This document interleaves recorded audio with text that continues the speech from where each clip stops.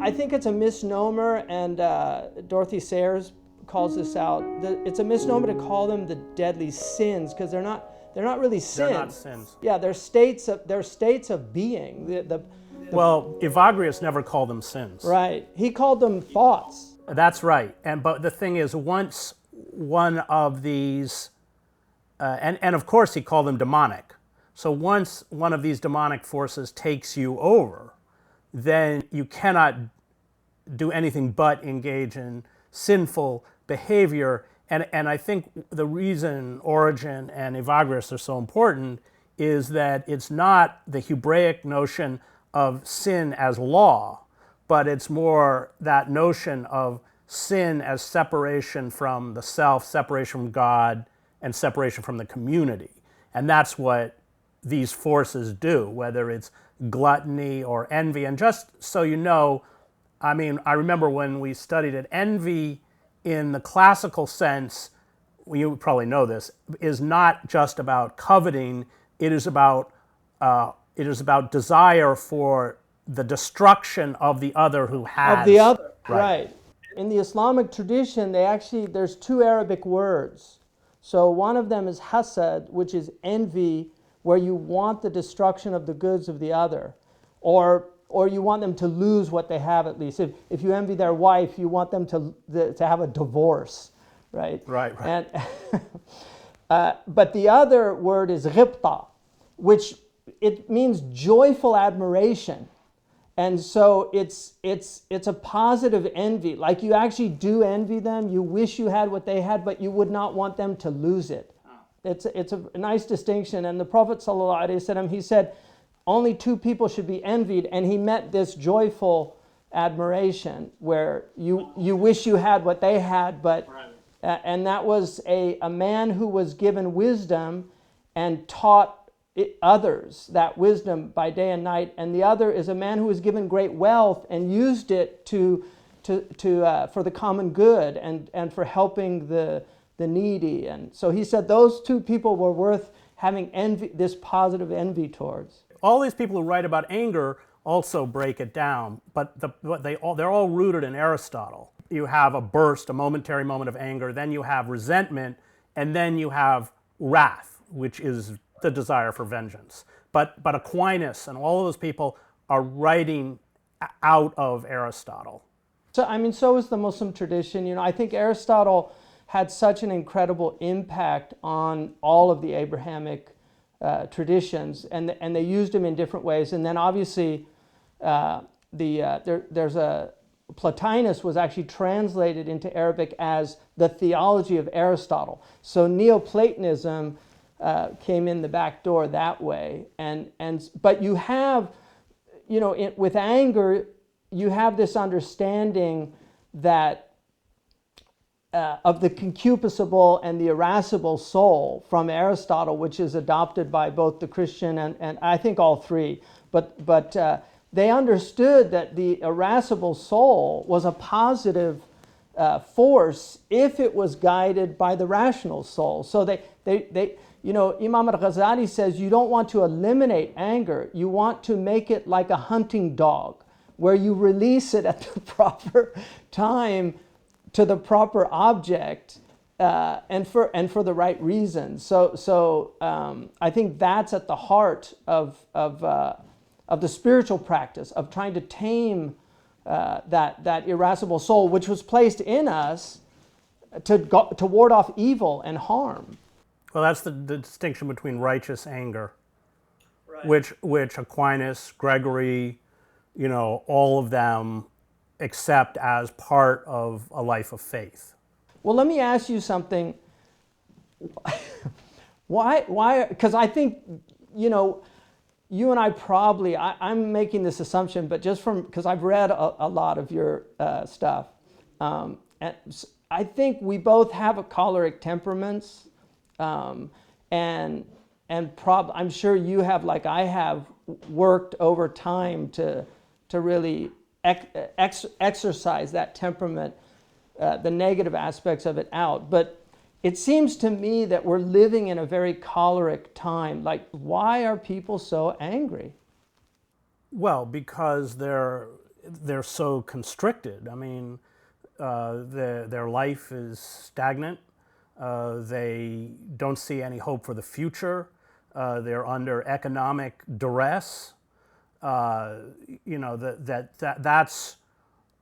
that I know when my first book, War is the Force That Gives Us Meaning, after covering the war in El Salvador for 5 years, I end up in an airport in Costa Rica with my dog, and the guy behind the counter says, we don't have any crates.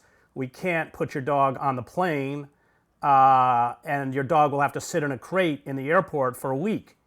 And I flipped. I leapt over the counter and I attacked remember him. reading that story. It had nothing to do with my dog.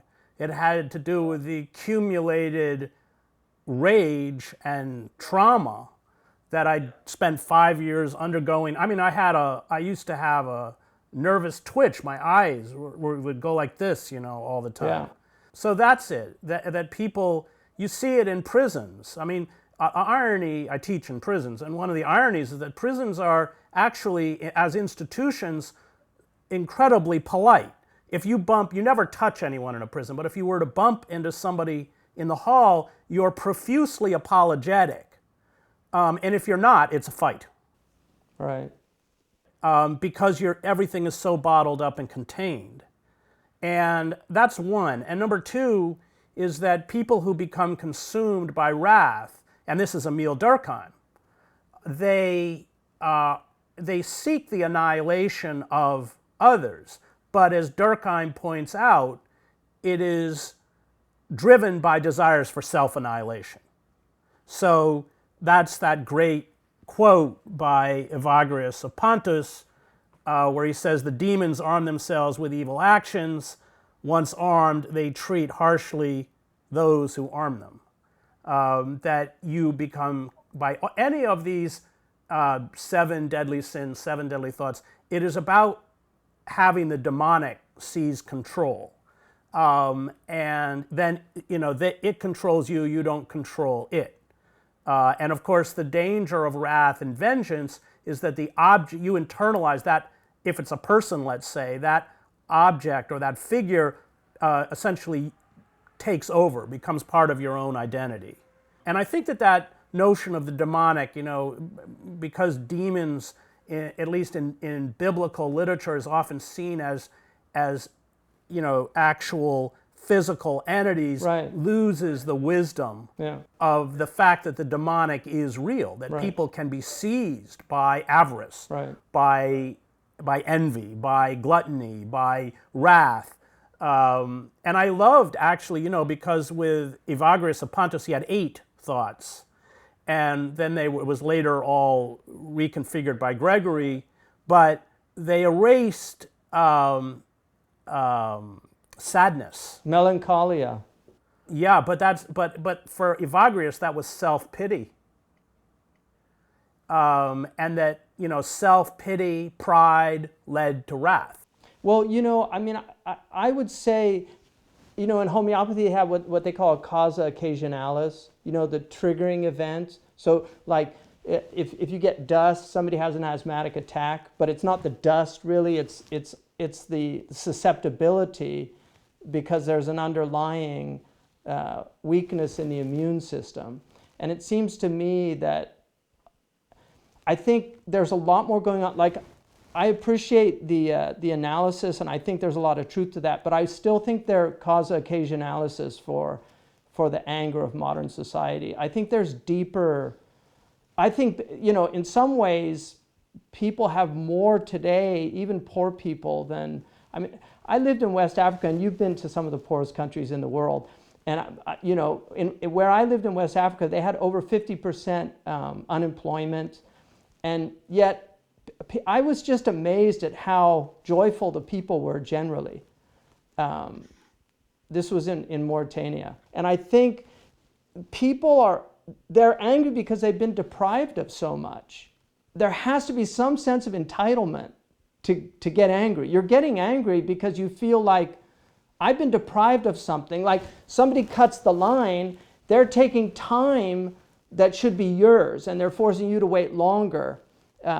And so some people will just say, you know, what a jerk, and just let it go. But other people will really go into a state of anger, and sometimes it'll lead to even death.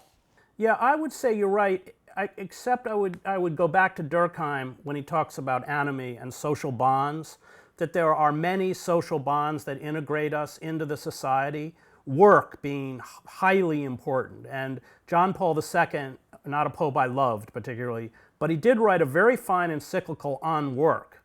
And he understood, he actually said that in order to sustain the family, one needs meaningful work with a living wage. He actually talks about the loss of work as one of the contributors to the breakdown of the family, and I think this is true. So there are many, many social bonds. I mean, I would agree with you, but when all of these social bonds become ruptured, when you have no place within the society to actualize yourself in any way, then it creates this very self-destructive anomie. And of course, Durkheim, in his book on suicide, asks the question, what is it that drives individuals and societies to carry out acts of self-annihilation?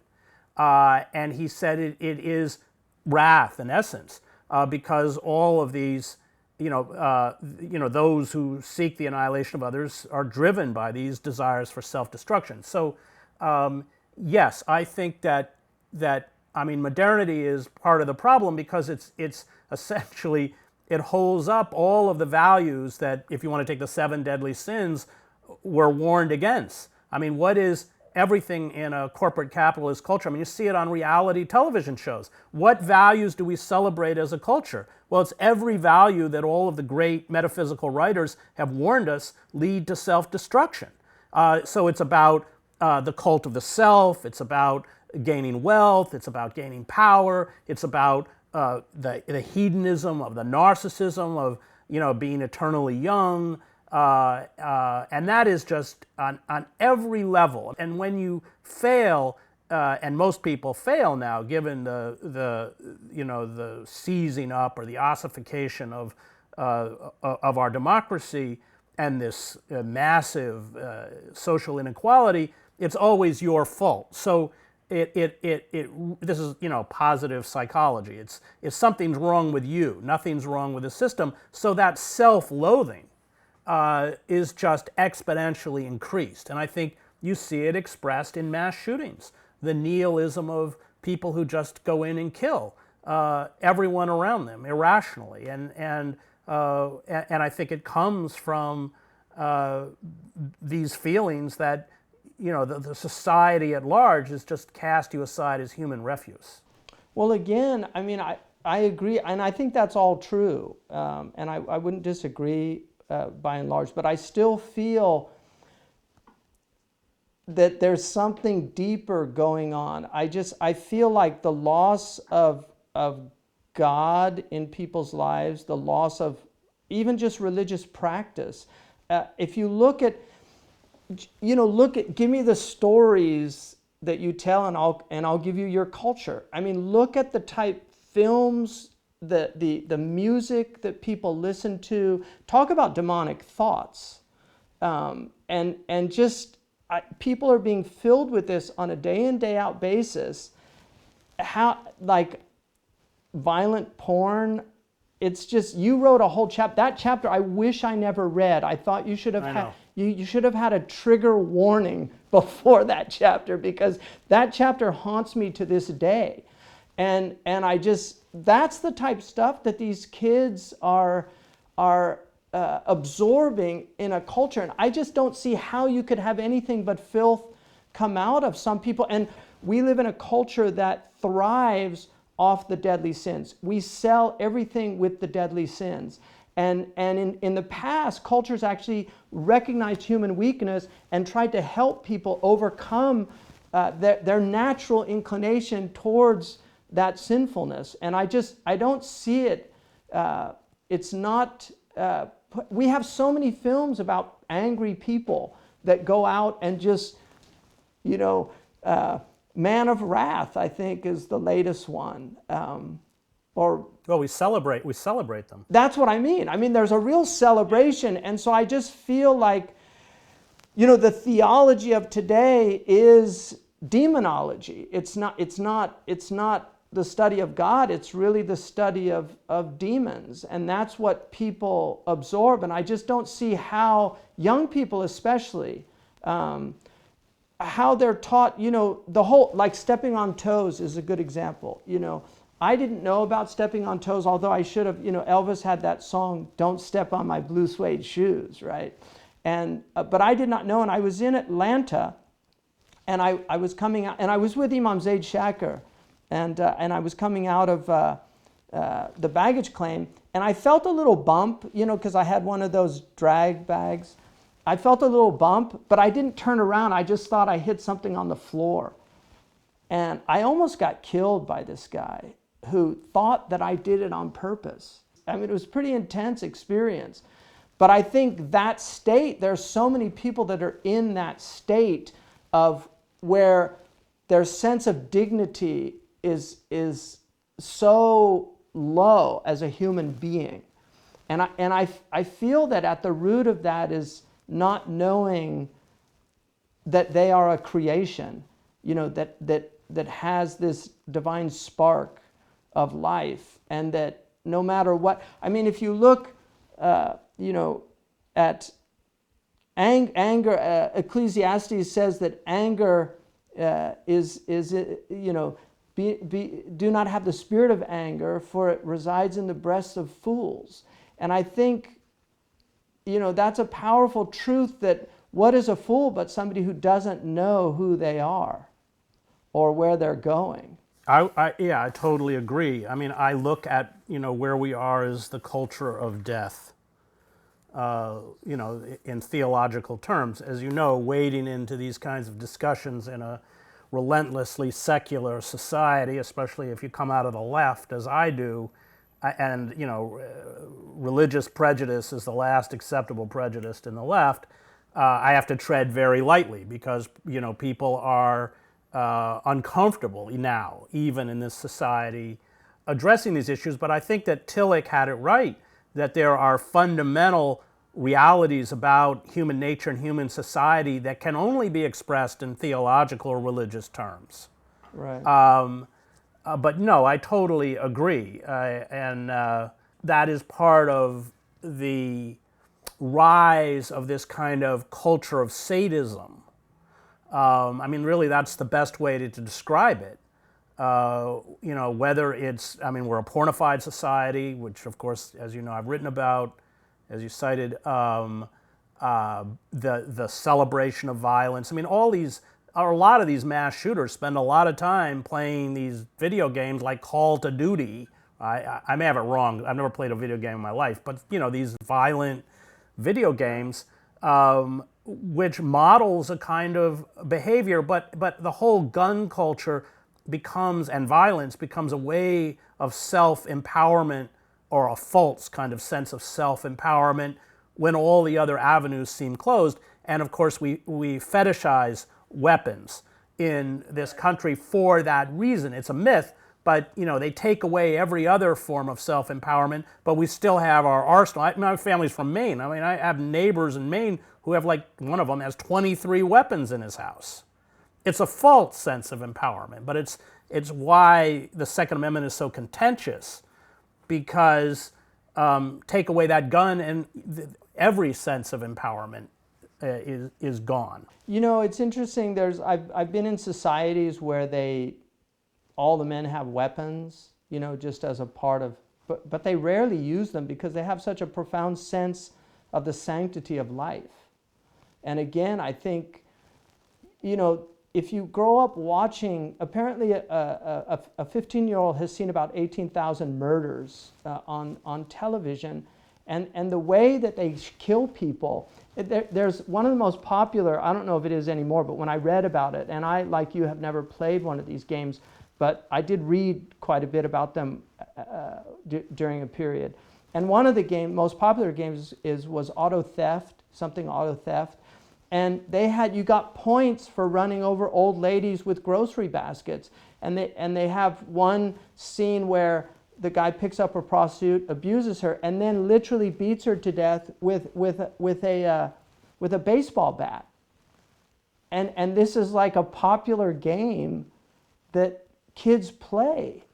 And they are kids playing these games, even though they're supposedly for 18 and older. They all get them. So I feel like, Iceland, one of my favorite countries. I don't know if you know a lot about Iceland, but Iceland, they brought in that notorious anti-Semite, the chess player, and their view on it was anybody that can play chess that good, we're going to ignore his politics. This is Bobby Fischer. Bobby Fischer, right? Yeah. But they actually outlawed. It's one of the most secular societies in the world, and they outlawed pornography. You can't sell pornography because they just saw it as a very destructive force. And I think one of the things about this country is that we really fail to look at the social sciences for instance, Pamela Paul, who wrote that book Pornified, and I actually had her at RAS, you've been there, in Canada. One of the things that she found is that people that watched a lot of pornography over about a 10-year period ended up in pedophilic material. Like it was a natural progression or an unnatural progression because the threshold for stimulation gets higher and higher. And Yeah, a lot of them had self-loathing. Yeah. Well, at the end of that chapter in Empire of Illusion on porn, I end it with these people who buy these silicon dolls, that are these, whatever they call them, because for me, porn is about necrophilia. It's about death. It is about the death of the soul of the other woman.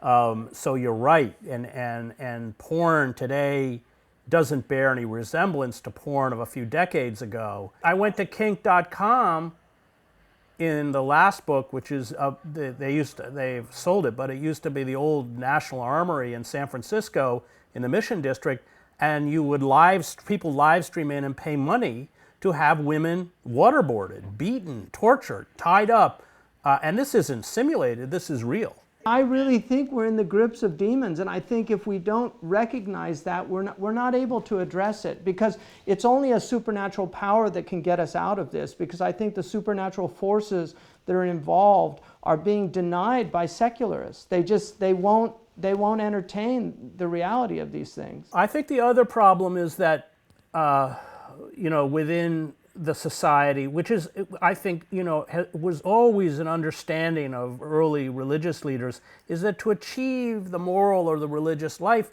takes incredible hard work and self-discipline on a daily basis. On a daily basis, yeah. And that's been lost. And that all of us have these proclivities within us. That's part of human nature. There's a great saying about pride. The Buddhists say, we all have thoughts like that about ourselves, but it doesn't mean we should invite them to tea. Right. And I think that's lost, that these forces that act in a way to destroy us and that are within us, and let's call them the demonic, I think that's a correct term, they're there. And if you don't work to guard against them, then they can consume you.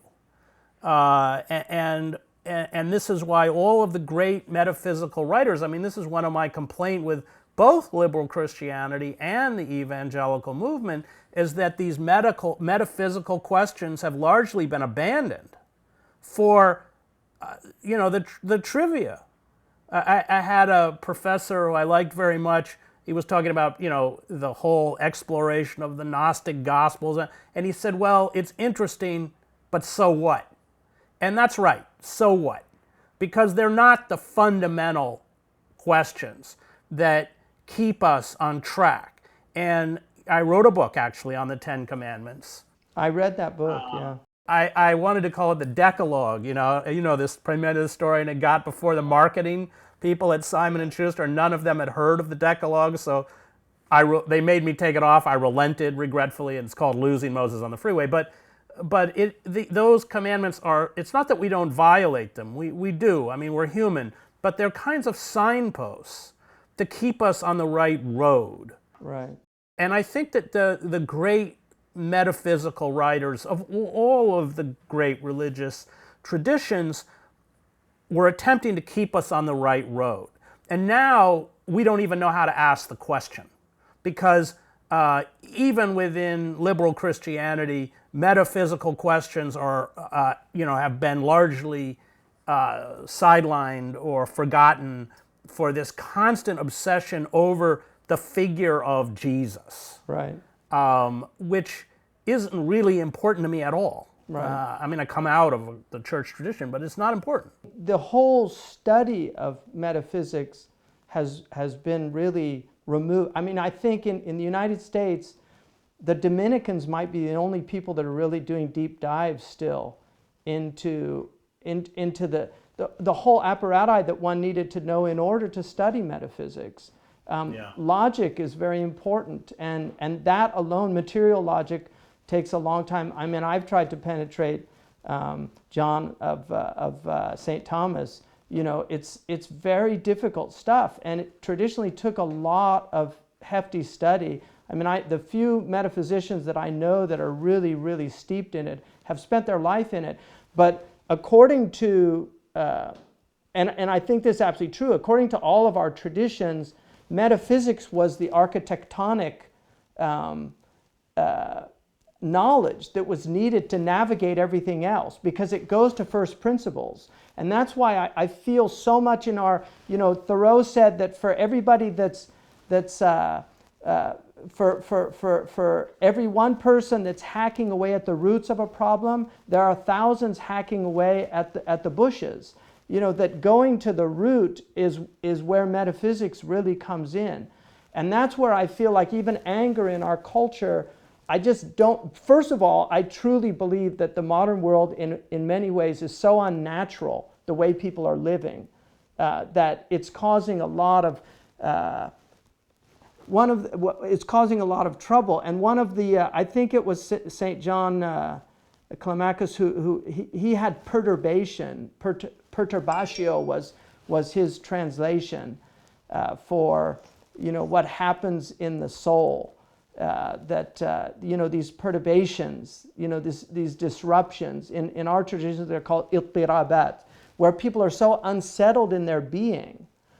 And the modern world is doing this to a lot of people. The pace of life, getting on the road. Road rage is a very interesting phenomenon, but when you have these people that are in these states of anger, it's quite understandable why these things would happen. Well, I spent almost 20 years in war, so I watched what wrath does. Right. And how it begins with the dehumanization of the other, of course, right. But it rapidly becomes, you dehumanize yourself. And there is an intoxicating quality about violence. I've seen it. Sure. But you don't walk away from that without deep scars, and that life of violence or life of wrath is often unbearable. So that's why suicides are so high among combat veterans in the United States. And those are the suicides we count. There's all sorts of the other suicides through alcoholism or opioid addiction. And in that sense, you're right, that those demonic forces, or look at avarice or greed, in the end, what happens, and I went to boarding school when I was 10 as a scholarship student with the uber rich. I mean, these weren't just the upper middle, these were the richest people in the country. And their interior life was so deeply impoverished and sad. And they end their lives, now as I get older, I watch my classmates who never had to work a day in their life. Marx got it right. They lived lives as parasites. But they surround themselves with people who tell them who flatter them and tell them what, but secretly despise them, internally can't stand them. They're utterly friendless. And I think that, that's why I like your idea of doing the 7 deadly sins, or I think the 7 thoughts are probably better. Evil thoughts, I think Egregius called them. But it's right, because they will consume you until there's nothing left. And the only bulwark against it is to actively recognize our own capacity for self-destruction or even evil. This is why I think both of us like Primo Levi so much, and then fight against it. It's that knowledge of our own capacity for evil, and then the understanding that it's almost a daily battle to push against it, that saves us from being consumed by it. And I'm often criticized for being very dark as a writer, coming out of places like Sarajevo or El Salvador. I've seen the worst of human atrocity, but I think that it is that knowledge that the line between the victim and the victimizer is razor thin. And when you understand that, then you have a more of an ability to guard against it so that you don't cross it. It's when you're not self-reflective, when you externalize evil, and you don't understand, the evil that we all carry within us, that you can succumb. It's far easier to succumb to evil itself. I see you as playing an incredibly important role. It's a painful one to have to play, but there's an interesting James Thurber, the humorist.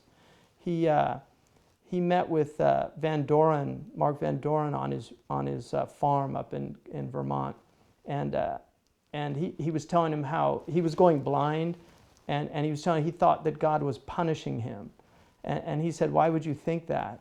He said, "Because I've spent my life making fun of people," and Van Doren said, I would see it absolutely as the opposite. You've done a great social service by pointing out the foibles of people so that we can laugh at ourselves, which is very important.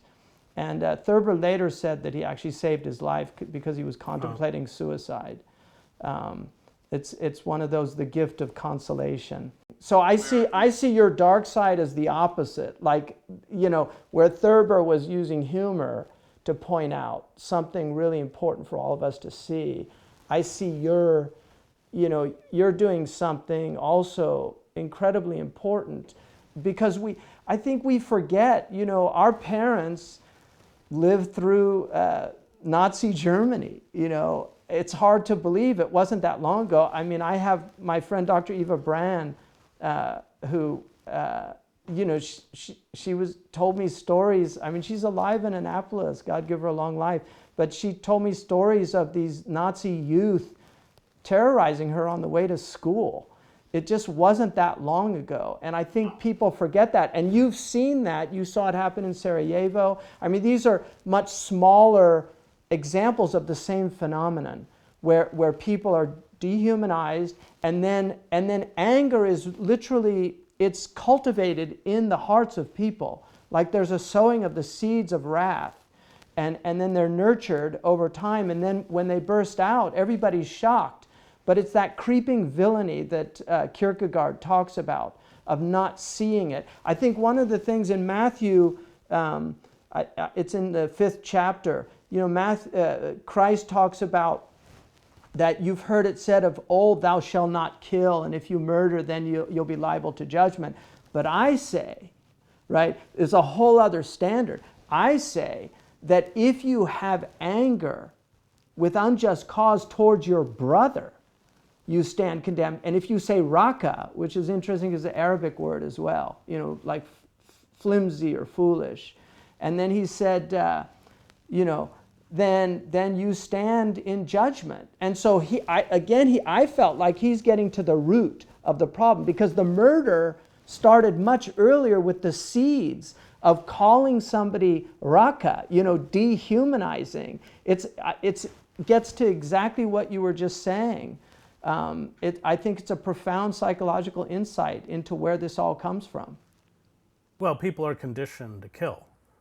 So you see it, I spent 7 years in the Middle East and went into Kuwait in the first Gulf War, the 1st Battalion, 1st Marines, but the way that they referred to the people who lived in countries like Iraq were invariably derogatory racial slur or ethnic slurs. And I think that one of the problems you see it in Gaza as well, anytime you have a foreign occupation of another people, this is true in Iraq, true in Afghanistan, your enemy, Robert J. Lifton writes about this in terms of Vietnam, but anytime you leave the perimeter, which is this tiny base of security, and even then that can be mortared, everyone is the enemy. And your enemy is elusive in asymmetrical warfare, so it's an IED, it's an ambush, and they melt away, and you start losing members of your own unit, but there's almost no enemy to strike back against. And so you have this atrocity-producing situation, Lifton calls it, where everybody becomes a legitimate target. And I think that the other thing I found about war is that, and I like anyone who spent a lot of time in war, I struggle with PTSD, but I also know a lot of veterans, and I think the worst is not just the PTSD. It's something I don't have, thankfully, but it is this moral injury. It's what they did. When you really probe deeply, it's about the children they killed. It's because these weapons are not discriminate. Once you start firing a belt-fed saw, I don't know what the rounds are per minute, 600 or something. There are a lot. There's no discrimination at all. Right. And I'm not sure you ever recover from that, or it's certainly very hard to recover. You can with a deep spiritual well that you can draw from. And just to give you an example, I literally read yesterday, have you ever read Megan's essay on Heracles? No, on Heracles? Yeah, no. On Euripides' play. He actually quotes you in it. It's a great, I used to have in my freshman seminar, I'd have them read that play, which is really about PTSD. I mean, that's his argument, because he comes back from the war and kills his whole family in this kind of, and wakes up to find this horror. But, Megan talks about all the veterans watching this play, and what that must have been for them. And you've talked about, the Odyssey, the 10-year journey back after the war to your family. But he quotes you in there talking about, the bond that men have, this profound bond in war that takes place, that really culminates in a kind of love that they have for one another. But then he follows that up by talking about what can happen when the enemy, that actually takes place with the enemy. And there's a very interesting, I don't know if you saw the film The Mauritanian, but this young man, he's a Mauritanian, Mohamedou Salahi. I was just literally on a Zoom call with him and David Wood, who was his guard at Guantanamo, and they've become best friends. And it was the profound spirituality of this Mauritanian that transformed this guard in experiencing, despite the fact that he knew what was happening and it was horrible, but he just saw the humanity, but also the deep spirituality of this person, and it really had a massive impact on his heart. And so they became very close, and I think that's, to me, the optimism, if I can say that, or rather the hope, a better word, that we can overcome these things. I think it's possible. I just was talking to this amazing man from Southern California, Tobias, who he was several years incarcerated for a murder he didn't commit. In prison, most people admit why they're there. but there are innocent people that do end up there. And he was genuinely innocent, but he took this kind of stoic approach to being in prison, and he was able to transform all of these inmates with his attitude and his approach, because he took a kind of, I don't know if you ever read Boethius, but it was a kind of an approach that somebody like Boethius would take. And I know somebody also like that, Imam Abu Qadir al-Amin, who's an amazing imam that was on death row in San Quentin. And he was on death row for several years. And he never let it get to him. And it was because of his spiritual well that he was able to draw from. And I think for me, that's what's been lost in our civilization and our culture. And I think that's at the root of so much anger, because anger, as you know, the root of that angst is a sorrow, right? And we know Imam al-Ghazali says there's a relationship between anger and sorrow. He says anger will come out with somebody who has the power to take his retribution. But if they're powerless, they become sorrowful. So it's the same source. It's really the same emotion. And he was able to transform that into something really positive. And now he actually became an advisor to the California penal system. And the governor, he got a pardon, but the warden at San Quentin said in all his years in the criminal justice system, he'd never seen a human being transformed like that man. Solzhenitsyn writes about this in the Gulag Archipelago. So the two groups that manage to endure, maybe they don't endure as distinct individuals, but to endure spiritually, are the Chechens and the Christians. Those people who remain rooted in a deep religious tradition are able to psychologically endure in a way that the political prisoners often cannot. Well, what happened with Muhammadu, the man next door to him, that they ended up committing suicide. He couldn't take it.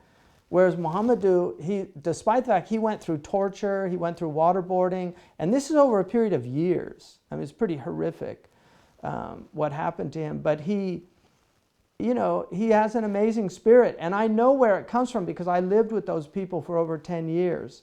And he memorized the whole Quran, so he had access to this spiritual well that he could drink from in the worst of conditions. And I just feel if we don't restore that place of the theocentricity and the importance of it in a culture, however you want to call it, I don't see any way out of this morass. No, that's right. Then you're extinguished. I remember I used to work in Gaza, and I wanted to go spend several days in the refugee camp of Han Yunis, which at the time was controlled by Hamas. And I knew the head of Hamas, Rantisi, and I told him I was going. And so he called ahead and said, leave him alone, he's all right. But I remember going through the refugee camp. Now remember, in Gaza, you're living 10 to a room, there's no work, there's nothing really there by which you have, that you can actualize yourself within the society other than your faith.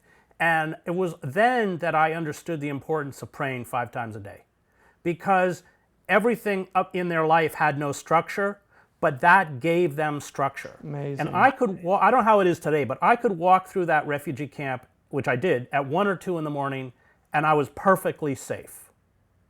And so yes, I think that there are deep psychological and spiritual reasons people in every culture have formulated religious systems to essentially give them structure and meaning. And with the rise of a secular culture, we have allowed the demonic to essentially seize complete and total control. And what's so frightening is that we don't even know it's demonic. I totally agree. The Palestinians are an amazing example of people that do have a well to draw from, both the Christian and the Muslim, in those horrific conditions.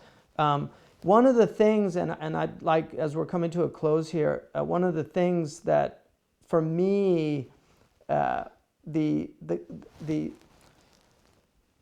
virtue that, the countervailing virtue that really is able to constrain anger is forbearance and patience. And that goes under the moral virtue of courage.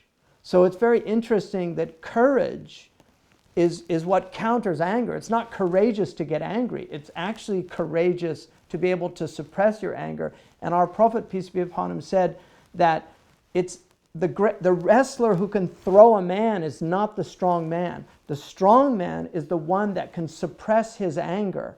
And there are so many verses. One of the most reiterated virtues in the Quran is patience. And it seems to me that this age is an age that really demands that spiritual practice, the virtue of courage, and from that, the daughters of courage, of which include patience and forbearance. And just the idea of being able to bear other people. I mean, God gave us families in order for us to teach that fundamental truth that we need to bear other people, because we don't choose our families. And very often, I don't think there's any family that's not immune to the uncle or somebody they don't want brought to the dinner table. But they come anyway, because home is the place where if you have to go there, they have to take you in, as Frost reminds us. So I feel like if we don't restore the place of virtue ethics in our culture, I don't see any solutions to this problem. Well, we also diminish or we don't understand the power of the moral life. Vasily Grossman, I think, writes about this beautifully in Life and Fate. The power of kindness, he calls it, simple human kindness. And I saw that in Eastern Europe, in the revolutions that I covered, where these figures like Václav Havel, I was every night in the Magic Lantern Theater with Havel, he'd been a non-person since Charter 77, since 1977 till 1989, and yet his steadfastness to that moral imperative, to what he called living in truth, gave him an authority that brought down the communist regime of Czechoslovakia. And I was in Wenceslas Square. It was cold and snowy for all of those demonstrations, 500,000 people, and the great Czech singer Marta Kubasheva, who had sung A Prayer for Marta, which was the anthem of defiance in '68 when the Soviet tanks rolled in and overthrew Dubček. So after the Soviets took control and put in a puppet regime, she was banned from the airwaves, her recording stock was destroyed, she worked on an assembly line in a toy factory, and I was there when she walked out on that balcony, 500,000 Czechs. She begins to sing A Prayer for Marta, and every Czech in the crowd knew every word. And most of them hadn't even been born. Yeah. And that is the power. Mandela had it on Robben Island. That forbearance, that patience. And essentially, there were large numbers of guards, apartheid regime guards, who were struck down by that moral force. And this, again, I know you admire Solzhenitsyn as I do. This is a constant theme of Solzhenitsyn. And I think that in a secular society, we've done many things wrong. And one of the worst is that we don't understand the power of love. And that power is one that can vanquish evil if we have the courage to practice it. That's what Tobias was teaching, what he called bold love, which is really that kind of loving somebody who's really not worthy of your love. And one of the interesting things about anger, in the table of the 7 deadly sins of Hieronymus Bosch, he has the two. One's got a table on his head, I think, and the other one's brandishing a sword. But it's the woman who's holding him back. And I think, there's something very profound in that image, that it is love that can overcome that. Hate cannot overcome hate. And that was, I think, Dr. King's, the power that he had of love. And Sheikh Abdullah bin Bayya also, that's something that he emanates that, and people can feel it around him, because it's something that the spiritual power of it, and not a kind of, agape, right? It's that deep spiritual love that we need more of, and I think that's the only thing that can really diffuse a lot of these things. It doesn't always work, unfortunately, with some people, but there are people that are completely disarmed by it. I mean, our tradition distinguishes between spirit demons and human demons, and the Prophet Muhammad said that human demons were much worse because they have a type of volition and agency in the world that the spiritual demons don't. The spiritual demons can only suggest, whereas the human demons actually can impose their will on the material world. We could go on, and I always marvel at what you've done and where you've been, and the power that you can bring into a conversation because of that experience. And I've seen you do this many times. It's very disarming, because so many people have not seen what you've seen or been through what you've been through. And I think the Palestinian, the testimony that you've given to the Palestinian people has just been so powerful over the years, because,